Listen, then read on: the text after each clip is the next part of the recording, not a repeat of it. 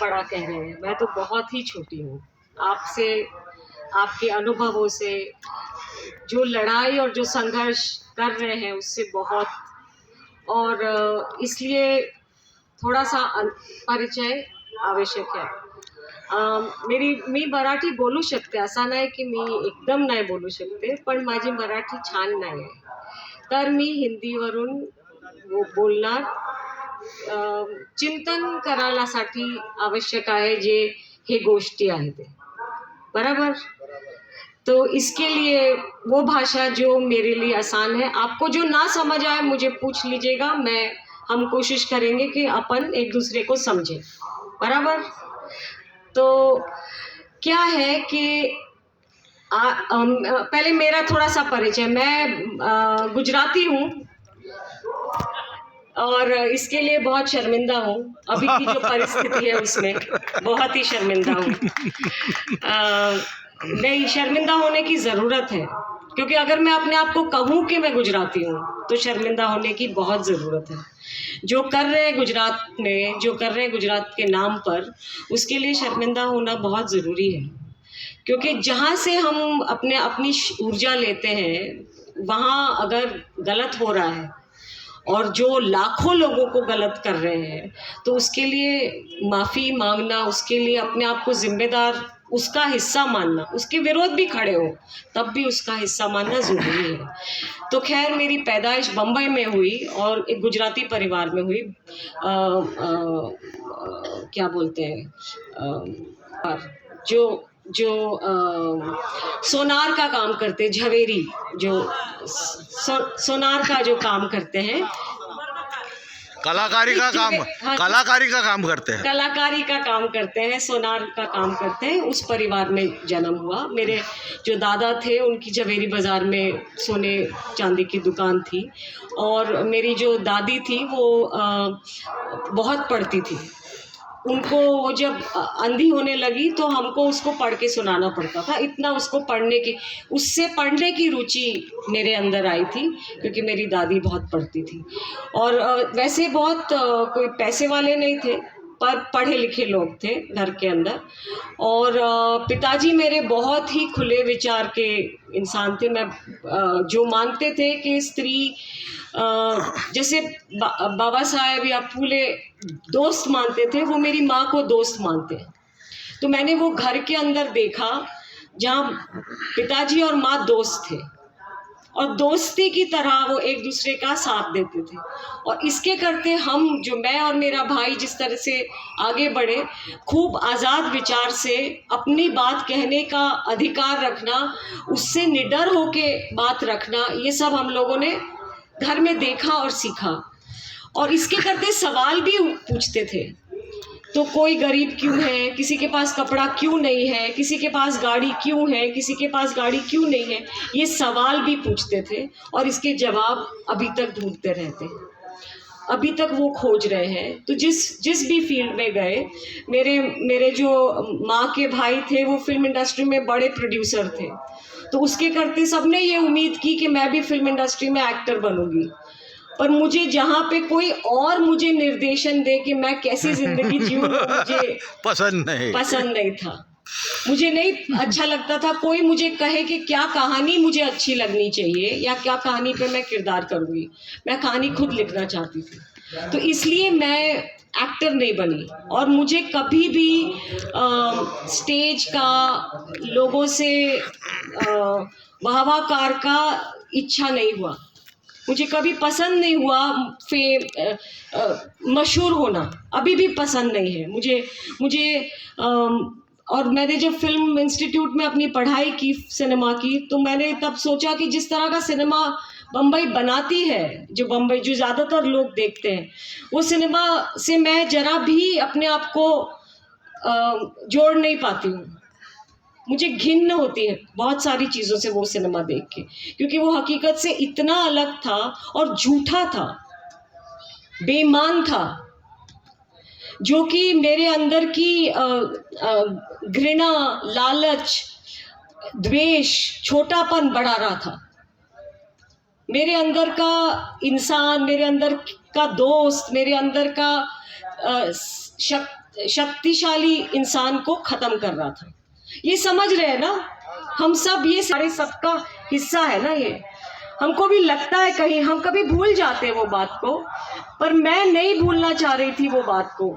उस समय जब मुझे निर्णय लेना था मैं कहाँ जाऊँगी आगे, मैं क्या पढ़ाई करूँगी, किस तरह का काम करूँगी, क्योंकि मैं पढ़ाई में बहुत तेज़ थी, बहुत ही तेज़, और बहुत मेहनत भी करती थी, क्योंकि मुझे पता था कि दुनिया में आसान तो नहीं है किसी के भी लिए, और अगर कुछ भी करना है तो मेहनत का के सिवा तो कोई रास्ता नहीं है, कोई छोटा रास्ता है ही नहीं। तो वो ईमानदारी को साथ लेते हुए मैंने तय किया था कि मैं बॉलीवुड सिनेमा में अपने आप को नहीं देख सकती, मैं वहाँ काम नहीं कर सकती, क्योंकि वो जिस तरह का काम करता है उसमें जैसे मीडिया में 99% ऊंची जाति के लोग हैं, वैसे ही बॉलीवुड में भी जो निर्णय करने वाले लोग हैं वो ऊंची जाति के लोग हैं। और फिर बहाना ये है कि बाकी जाति के लोग पढ़े लिखे नहीं हैं, पर ये तो झूठ था। जब आप इतिहास पढ़ते हैं, जब आप इतिहास को थोड़ा सा खुरेदते हैं, गांव जाते हैं,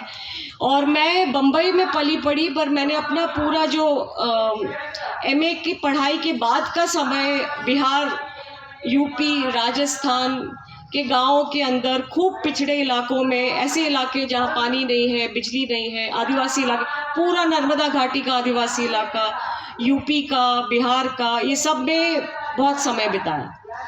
और वहाँ पे जो छोटे छोटे संगठन थे उनके साथ जुड़ के, खासकर जो कल्चरल ग्रुप्स थे, सांस्कृतिक संगठन थे, उनके साथ जुड़ के उनकी कहानियाँ और कैसे आगे लेके जाए, जैसे हम यहाँ पे सोच रहे हैं ऐसा ही सोचने का काम वहाँ पे किया।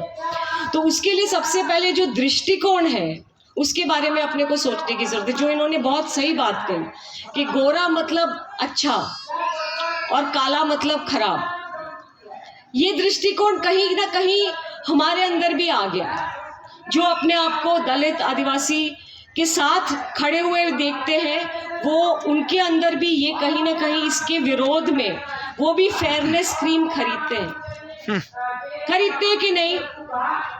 लड़की चाहते हैं शादी करने के लिए, चाहते हैं कि नहीं? ये हाँ, अभी नहीं बोलेंगे, नहीं बोलेंगे। सत्य की जय हो तो मतलब सत्य की हिम्मत भी हो, तभी जाके उससे हम बाहर भी निकल सकते हैं। तो अभिनय को हम देखते कैसे हैं, उसको उसकी एक परिभाषा है कि हम क्या पसंद करते हैं और कौन चाहता है कि हम वो पसंद करें। तो जो व्यवस्था है जो चाहती है कि हम गोरा रंग पसंद करें, उस व्यवस्था पे तो सवाल उठाना पड़ेगा ना, क्या हम वो व्यवस्था का हिस्सा है? पसंद करने में क्या हम उसका हिस्सा बन जाते हैं? अगर हम फेयरनेस क्रीम खरीदते हैं तो क्या हम ये चेतना के साथ खरीदते हैं कि हम वहाँ इसलिए जाना चाहते हैं कि ताकि हम वो व्यवस्था बदलें, या हम फेयरनेस क्रीम इसलिए खरीदते हैं ताकि हम चाहते हैं उस व्यवस्था का हिस्सा बने? दो अलग चीज़ें हैं ना। तो ये समझना बहुत मूल में है।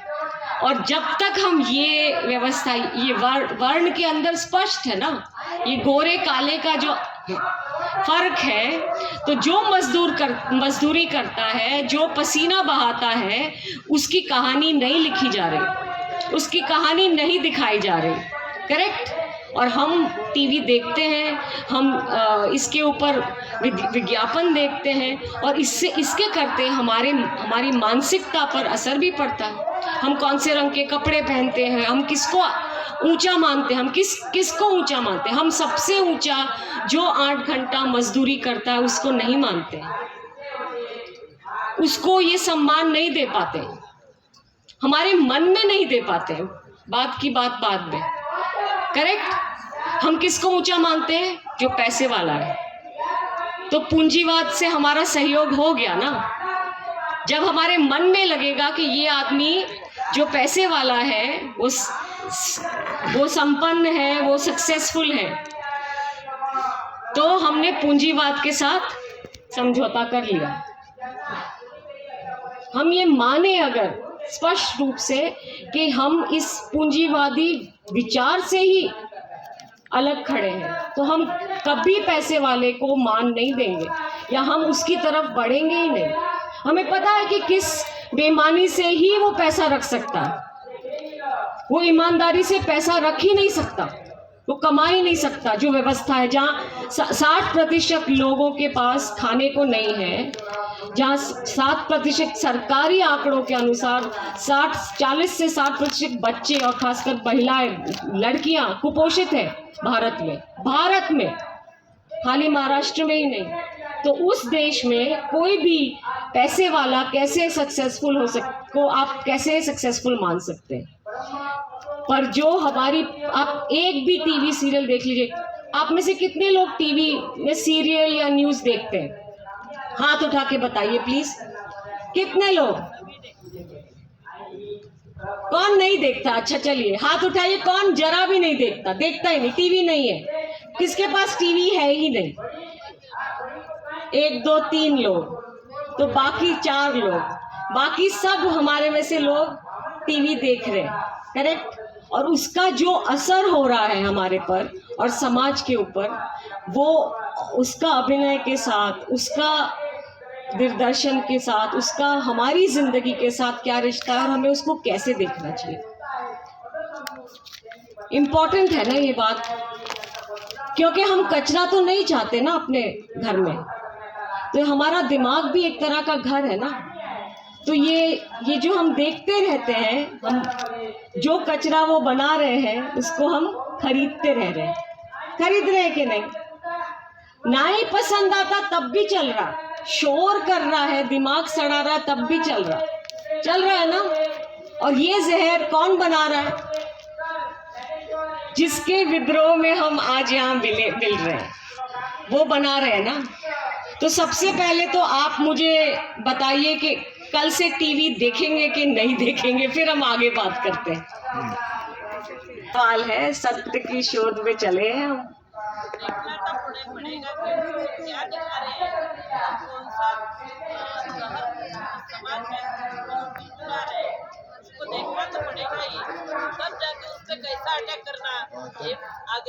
पर हम किसके लिए देख रहे हैं? हम इसके लिए देख रहे हैं कि हम उसको अटैक कर सके, कि हम इसलिए देख रहे हैं कि हम वो मनोरंजन के लिए देख रहे हैं, दिमाग को सड़ाने के लिए देख रहे हैं? वो फर्क है ना, वो फर्क की बात कर रहे हैं। और ये जानना कि हम दिमाग को हम कहीं और छोड़ के हम टीवी देखते हैं। हमारी जानकारी, और हम, ये नशा है, जैसे गुटखा नशा है, जैसे दारू नशा है, ये टीवी एक स्पष्ट रूप से नशा है और बहुत ही जहरीला। गुटखा आप छोड़ सकते हैं क्योंकि वो टीवी जब तक आप घर से फेंकेंगे नहीं, वो छूटेगा तब भी नहीं, क्योंकि आपके दोस्त देख रहे हैं, आपके स्कूल में बच्चे उसके बारे में बात कर रहे हैं, कॉलेज में लोग बात कर रहे हैं, तो आप अकेले हो जाएंगे अगर छोड़ेंगे तो, पर मुक्त भी हो जाएंगे ये जहर से। पर अभी आप जहर के उस, इतना मानते हैं कि अभी आप उस जहर के कब्जे में हैं, उस नशे में आप लोग सब उसमें। तो ये उसके बिना, ये मैं जो बात रखना चाहती हूँ वो समझ नहीं आएगी अगर जब तक ये अंदर से अभी ना दे जवाब पूरी तरह से। पर इसके बारे में चिंतन करके मुझे लिखिएगा मैसेज भी कि मैडम हम नहीं छोड़ सकते टीवी देखना, हम तो देखेंगे, इतना बोल दीजिएगा। पर ये स्पष्ट रूप से समझ के अपन आगे बढ़ेंगे, ये बहुत ज़रूरी है। क्योंकि हम जो विद्रोह की लड़ाई लड़ने की बात कर रहे हैं, जिस विद्रोह के साथ हम, वो इसके बिना मुमकिन नहीं है, ये उसका पेन है। इसलिए ये मंच इसके लिए बहुत इम्पोर्टेंट है, बहुत ज़रूरी है कि उसके बिना वो विद्रोह के रास्ते पर सोचने की क्षमता ही नहीं आ पाएगी, हथियार ही नहीं आ पाएंगे। उस टीवी पर भी कब्जा अगर करना है कल को, तब भी उसको छोड़ना पहले तो पड़ेगा ही, क्योंकि अभी हम वो सोच ही नहीं सकते हैं, क्योंकि उन्होंने जो हमको पिलाया है हम पीते ही रहे हैं, उसी नशे में है। तो ये बात यहाँ पे इस मुद्दे को यहीं पे छोड़ के अभी तो हम उस नशे में जब है तो इसको अब कैसे देखें, तो उसमें अभिनय का क्या भूमिका है, और मेरे जैसे लोग जो उससे कट के यहाँ आज कैसे खड़े हैं, उसमें अभिनय की क्या जगह है और वहाँ पे वो किस तरीके का जगह हम उसमें बना सकते हैं।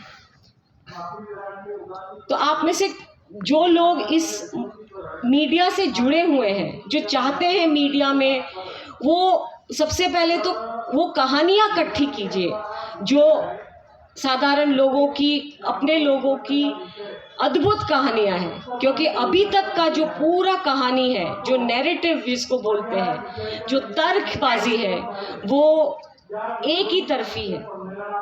क्योंकि अभी भी आप देखिए हमारी पूरी एजुकेशन सिस्टम क्या कह रही है, पढ़ने की ज़रूरत नहीं है, क्राफ्ट सीख लीजिए, जौन सा क्राफ्ट है। क्यों? मनुवादी व्यवस्था क्या बोलती है, औरतों को, शूद्रों को पढ़ने की ज़रूरत नहीं है। क्यों? पढ़ाई से उनको डर लगता है। मेरी फिल्म को उन्होंने बैन करने की बात करी है, कोर्ट में मैं लड़ रही हूँ अपनी फिल्म को दिखाने के लिए। तो इस तरह की चीज़ें क्यों हो रही हैं? उनको फिल्म से क्यों डर लगता है? वो तो कोई हथियार नहीं है, वही हथियार है, वही हथियार है ना एक तरीके से, पर मतलब वो बंदूक नहीं है। वो तो कोई, मैं उसके करते वोटिंग, मैं तो कोई इलेक्शन में नहीं खड़े होने वाली कभी।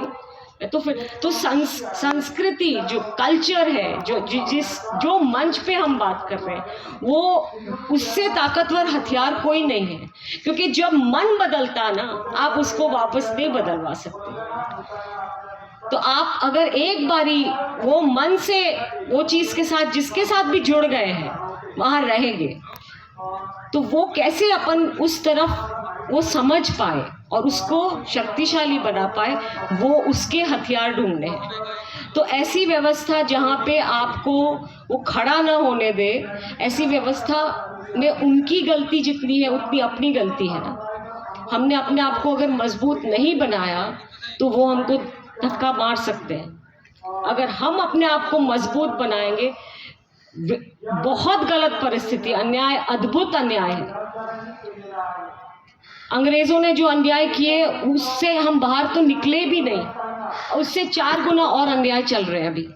उससे मैं जरा भी परे नहीं हूँ। ऐसा नहीं है कि मैं जानती नहीं हूँ, मैं बहुत सारी ऐसी कमेटियों के साथ जुड़ी हुई हूँ जो इसको पूरे शोध में जुड़ी हुई है कि क्या कर रही है सरकार। हर तरफ, गढ़चिरौली में ही नहीं, बिहार के आरा में, गया में, पटना में, हर तरफ ये चल रहा है। यूपी में आप चारों तरफ से दहशत फैली हुई है। तो हम क्या कर रहे हैं उसके बारे में, हम कितना, एक एक जना जिसके पास भी मोबाइल फ़ोन, थोड़ा स्मार्टफोन हो, वो अपने इलाके में जो जिस तरह के संघर्ष चल रहे हैं उसको डॉक्यूमेंट कर सकते हैं। सबसे पहले सब यूट्यूब पे डाल सकते हैं, जो हकीकत है उसको डाल सकते हैं, अपनी कहानियाँ को जगह दे सकते हैं, जो पहले मुमकिन नहीं था इतना। कोई जला नहीं देगा उसको, बंद करने की शायद कोशिश करेंगे पर नहीं जला सकते ना। तो ये सोच के, ये समझ के, और हम ज़्यादा है वो कम, ये बहुत बड़ी शक्ति है ना। फिर भी वो लोग के पास क्यों इतना ज़्यादा सत्ता है और हमारे पास कम, ये तो अपने को समझना पड़ेगा ना। हम ज़्यादा है ना, हम चाहे तो दुनिया पूरी रोक सकते हैं ना, इतने हैं ना हम। तो फिर ऐसा क्यों हमने मानसिक रूप से स्वीकार किया ये 3000 साल पुरानी व्यवस्था। 3000 साल से एक तरह का सोच मानते हैं कि ब्राह्मण के पास बुद्धि होनी चाहिए, क्षत्रिय के पास पावर होना चाहिए, वैश्य के पास पीठ होनी चाहिए और शूद्र के पास पैर, वो उसी से काम करेगा। व्यवस्था है ना, यही व्यवस्था के अंदर अभी भी हम चल रहे हैं, अनजाने ना जाने, पढ़ाई के साथ स्कूल टीचर बन के भी यही व्यवस्था कहीं ना कहीं हमको जकड़े हुए, इससे मुक्ति अभी तक नहीं मिली। ये सच बात है कि नहीं? सच है। कितनों को लगता है ऐसा नहीं है? ऐसा नहीं है। है, ऐसा है, सबको लगता है। तो अगर अपने को मालूम है क्या है, तो बदलने का भी तरीका हमें ही ढूंढना पड़ेगा ना, और तो कोई नहीं ढूंढ सकता। तो हमको अगर तरीका ढूंढना है तो ये एक इतना मजबूत मंच है। आज वो लोग ऐसा नहीं कह सकते ना कि यही कहानी है, ये भी कहानी है। वो चाहे अखबार में ना दे, फिर भी ये कहानी तो हकीकत में है ना। वर्धा में आप ट्रेन स्टेशन से उतरेंगे तो आप बोलेंगे कि आपको वो चढ़वड़ हो रही है, तो वो ऑटो वाला पूछेगा ना कौन सी वाली में जाएंगे आप, ये है ना। तो ये होने को नकारना नहीं है। वो कैसे नहीं नकारेंगे, इसकी कहानी लिखकर। हर एक जना जो इस यहाँ हुआ है उसका रिपोर्ट बनाएगा, हर एक जना उसकी अपने हिसाब से कविता बनाएगा, कहानी बनाएगा, अपनी भूमिका, और उसको दुनिया के साथ शेयर करेगा। 15 लोग देखेंगे, 4 लोग लाइक करेंगे, कोई बात नहीं, पर हर एक जना जब ये करना शुरू करेगा, और गोरे बनने की इच्छा तो छोड़ ही दीजिए, क्योंकि जो रंग है वो है। वो जो गोरे हैं वो काले बनना चाहे बन सकते हैं, बन सकते हैं अगर चाहे तो, नहीं बन सकते ना। तो क्यों गोरे हम हर एक, मैं पढ़ाती हूँ, विद्यापक हूँ पूना यूनिवर्सिटी में, और उससे पहले अलग अलग कॉलेजेस में बहुत सारे दलित लड़कियाँ सब गोरी बनना चाहती हैं। दीदी कौन सी क्रीम लगाऊं? ये सच है ना, सुना है ना, घर में भी हर एक के घर में ये प्रॉब्लम है ना। तो ये मानसिकता कैसे बदलेंगे कि जो हमारे पास है वो सुंदर है,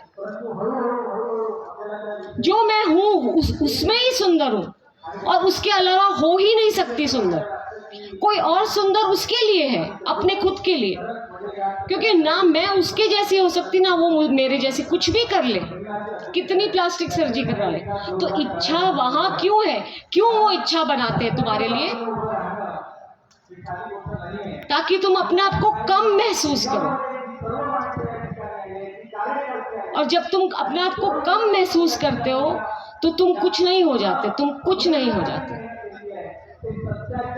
जब तुम शक्तिशाली अपने आप को महसूस, और कब महसूस करोगे शक्तिशाली? अगर तुम छोटी हो और तुम चाहो कि मैं बड़ी बनना चाहूँ, तो तुम अच्छा थोड़ी महसूस करोगे। तुम कहोगे यार मैं छोटी ठीक हूँ, मुझे नहीं बनना लंबा, करेक्ट? तो जो है उसमें से रास्ते निकालने के लिए जो तर्क देने हैं, वो तर्क अपने आप से वो मनुवादी व्यवस्था के आधार पे तर्क नहीं बनाने हैं, क्योंकि उस व्यवस्था के अंदर वो चाहते हैं कि एक तबका हमेशा के लिए एक ही काम करता रहे, हमारे से दबा ही रहे। वो तो ये स्पष्ट रूप से चाहते हैं। हम क्या वो चाहते हैं? बोलो, तुम कोई भी बोले कि तुम तो काली हो, तुम्हारी सहेली ही बोले तो बोलो ना कि तुम काली हो के दिखाओ ना मेरे जैसे, बन सकती हो क्या? करेक्ट है कि नहीं? अब एक ये बात स्पष्ट हो गई, उसके बाद अभी जो व्यवस्था है उस पे कैसे धावा बोलना, वो अगला कदम, उसमें कैसे अंदर रास्ते अंदर बनाने, वो नेक्स्ट स्टेप है। पर जब तक ही अपने आप में ये भरोसा नहीं होगा, तो एक अंग्रेजी नाटक बना जिसमें जो जीसस क्राइस्ट का नाम सुने हैं? सब सुने हैं? मर्द थे कि औरत? जीसस क्राइस्ट कौन थे? मर्द थे कि ईसा मसीह कौन थे? मर्द। काले थे कि गोरे? सांवले गोरे थे। जो ज्यादातर कहानियां हैं उसमें जो दिखाया गया है, तो एक नाटक बनाया कुछ भारतीय दलित जो अमेरिका में और इंग्लैंड में रहते थे, उन्होंने मिलके, जिसमें उन्होंने ईसा मसीह को महिला बनाया और ईसा मसीह को काली महिला बनाया। और आप सोचिए कि कितना उस पर रिएक्शन हुआ, क्योंकि आप जो अवधारणा है उसको तोड़ने की बात कर रहे हैं। पर जो संस्कृति और जो कल्चर है वो ही ये कर सकता है। कहानी में हम कुछ भी बन सकते हैं, करेक्ट, पर क्या बनना चाहते हो ये इम्पोर्टेंट है। दीपिका पादुकोण बनना चाहते हो क्योंकि वही दिखाई जा रही है आपको, और वो पैसे वाली है, उसके पास सब कुछ है, शाहरुख खान भी है उसके पास, तो इच्छा की बात है। और वो सपना देखना जो सपना खुद के लिए और समाज के लिए बेहतर हो, क्योंकि आप दीपिका पादुकोण तो बनना चाहो तब भी नहीं बन सकते, क्योंकि आप हो, तो आप क्या बन सकते हो? आप क्या बन सकते हो जो आप हो? तो उसमें क्या चाहिए? व्यवस्था, जाति व्यवस्था और पूंजी व्यवस्था, इन तीनों को लेकर समझ के जब तक हम सिनेमा, टेलीविजन और नाटक जिस तरह के होते रहे हैं और लेखन भी, उसको वो तीनों चश्मे उतार के नहीं देखेंगे और क्रिटिकली, बहुत विवेक से, विवेक मतलब रीजन, अंबेडकर पढ़िए और कुछ नहीं, बहुत खुल जाएगा दिमाग। पर हम नहीं पढ़ते, हम उसकी पूजा कर लेते हैं, घर में फोटो लगा देते हैं। तो अगर पढ़ेंगे तो वो ये विवेक भी, रीज़न भी समझ आएगा। तो ये चार चीज़ों को लेके अगर हम अभिनय को देखेंगे और जिस तरीके से सिनेमा अपने आप को दर्शाया जा रहा है, किस तरीके का सिनेमा बन रहा है, उस पर हम टिप्पणी करने की क्षमता रख पाएंगे। मैं चाहती हूँ कि आप लोग मुझसे कुछ सवाल पूछें ताकि हम ये बात और स्पष्ट कर सके, जो चीज़ आपको नहीं सही लगी या जो भी, क्योंकि ये चर्चा की बात है, भाषण की बात नहीं है, इसलिए। दिग्दर्शिका राहिलेल्या ऑन कीजिए। संदर्भात जेव्हा हिरोईन आणि कलाकार स्त्रीला उभं केलं जातं, स्त्री पात्राला, तेव्हा सुद्धा हा रंगराजाचा प्रश्न येतोच, सौंदर्यतेचा प्रश्न येतोच, नाटकाची आहे, पिक्चरमध्येही आहे। आपण त्या संकल्पनेला कसं हलवू शकू? गरीब गुदाचे, फाटका फुटक्याचे, अशा डोंबड्या डांबड्या बायकायचेच केलेलं आहे, लुगड्या लागण्याचे, तर तो संघर्ष मीही केलेला आहे। परंतु मला कधी सॉफिस्टिकेटेड नाटक मिळालं नाही, किंवा मी हिरोईन व्हावी, ही सुंदर अशी प्रियकर आणि प्रियसीचं नाटक असावं असं मिळालं नाही, तर मला मिळालं ते दारिद्र्याचंच नाटक। तर हे कुठेतरी माझी खंत होती की ही संकल्पना या मंचावर कशी तुटेल। एका डोंबड्या डांबडे चपटा चुपटा हैदराबाद नाटकाची स्त्री ही सुंदर अभिनय करून एखाद्याला आविष्कारित करून मन भुलवू शकते आणि ती त्याच्या प्रियकराची, तिच्या प्रियकराची चटक चांदणी होऊ शकते असे, कारण सौंदर्य हे दिसण्यावर नसून मान्यवर आहे। In the eyes of the beholder. सौंदर्य, ज्याला सौंदर्याची खरी परिभाषा कळते, जो चैतन्याला मानतो, तो जगण्याला मानतो, जीवन रसाला अनुभवतो, तो सौंदर्याला अर्थातच जाणतो।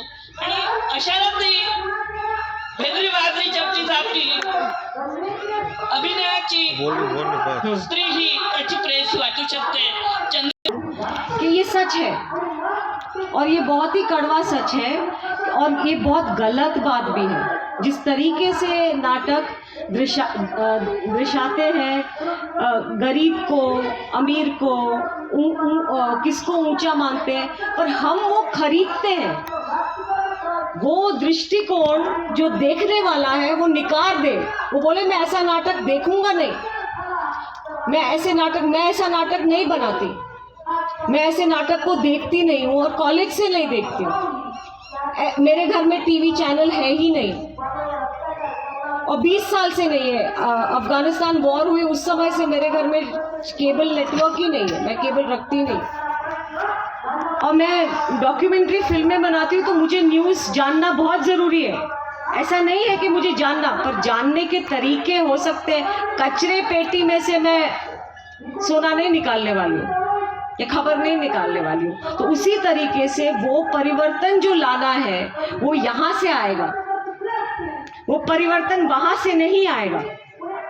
वो परिवर्तन आएगा जब हम लोग ये नाटक लिखे। आप नाटक लिखिए, वो अनुभव वाला नाटक जो आपने अनुभव किया उसको लिखिए, उसको उसके लिए शिद्दत से मेहनत कीजिए कि मिले उसका पब्लिशर, और वो नाटक को रचिए। बादल सरकार नाम के थिएटर के बहुत दिग्गज थिएस्पियन है, उनके साथ मैंने काम किया। उसके बाद मैंने एक भी नाटक स्टेज वाला किया ही नहीं जहाँ मैं वेशभूषा बदलती हूँ, आज तक मुझसे हुआ ही नहीं। एक समझदारी जब बदल जाती है उसके बाद आप उस पर वापस जा ही नहीं सकते, क्योंकि वो जिस तरीके से सौंदर्यता जैसे आप बोल रहे हैं वो दर्शाते हैं, उससे मुझे तकलीफ है। और ऐसे नहीं कि मैं अपने लिए जगह नहीं बना पाई कि मैं जो नाटक लिखती हूँ करती हूँ वो मैं दर्शा नहीं सकती, मैं जो प्रोग्राम्स बनाती हूँ वो दिखते नहीं है। पर संघर्ष है, लड़ाई जरूर है, पर वो क्लैरिटी कि मैं और पेट भरना और कला दोनों को अलग अलग देखने की जरूरत है, दोनों एक दूसरे का हिस्सा है। तो और इंसान बहुत ही अपने आप को तंदुरुस्त बना के उस दोनों में से रास्ता निकालना है। तो ये संघर्ष और वो संघर्ष को साथ लेकर जो ये पूछ रहे हैं वो चल रहा है। तो उसमें अगर आप जाएंगे तो कीचड़ में कूदेंगे तो मिट्टी तो लगेगी, तो वो कीचड़ है, उसमें से अपने को कमल बन के, अब वो अनुभव, वो तो आपका अनुभव है ना, उसमें तो लिख सकते हैं, अद्भुत लिख सकते हैं। तो वो लिखना और उसको दुनिया तक पहुंचाना वो जिम्मेदारी का काम है जो अपने को करना है, क्योंकि जो अनुभव हमारे पास है वो हम कहीं और से नहीं ला सकते, वो हमारे हैं। शुक्रिया। धन्यवाद मॅडम। माननीय झरणाताई झवेरी यांनी त्यांच्या नावासारखंच आपल्याला झरणासारखंच जे काही उद्बोधन केलं आहे, अक्षरशः त्यांनी वास्तव चित्र उभं करून आपल्याला सुंदर असं मार्गदर्शन केलं, त्याबद्दल मी सर्व युवा